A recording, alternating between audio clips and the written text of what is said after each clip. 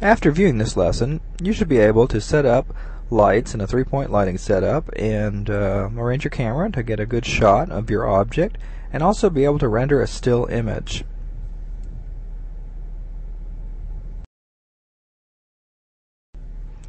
Let's get started by arranging our 3D workspace in order to accommodate our workflow. I'd like to divide the workspace. Right click on the divider here and get a splitting bar and split this into a right and left space. We're going to take the right space and hit 0 on our number pad and get a camera view. Then I'll right click on the camera frame.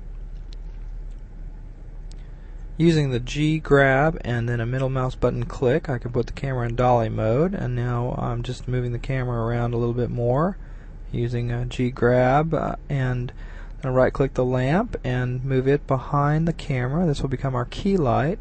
Use a Shift D to duplicate the lamp.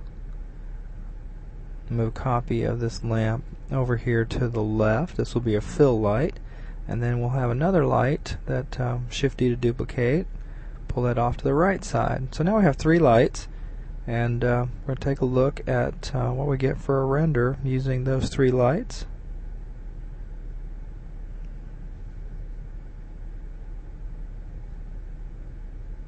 Thinking actually I may move this one down a bit first. Get more illumination on the front of the cube and get that key light down about the level of the camera, and go ahead and move this one down a little bit as well.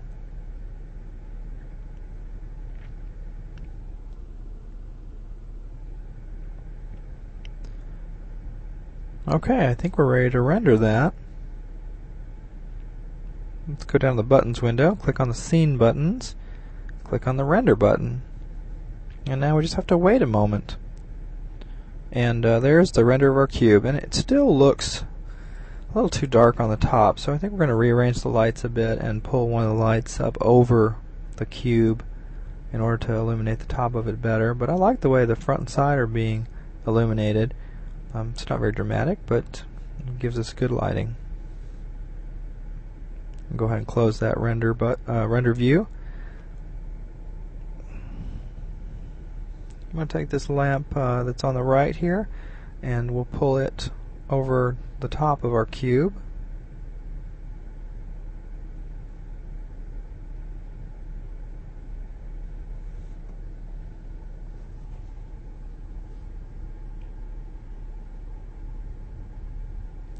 I'm going to change my drawing type in this camera view to a shaded or a textured drawing type, and in that draw type you should be able to see the effects of the lamp.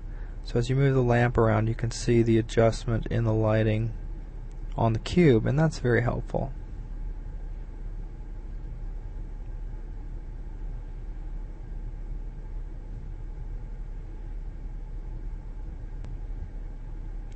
Okay, now I've checked on I was going to go to the scene buttons, but went to the material buttons there by mistake. I'm going to go ahead and hit render again in the scene buttons, and let's see what we get now. And that was going kind of slow, so I hit escape, get out of that, and I'm going to go ahead and make some adjustments to the render buttons here to make this go faster.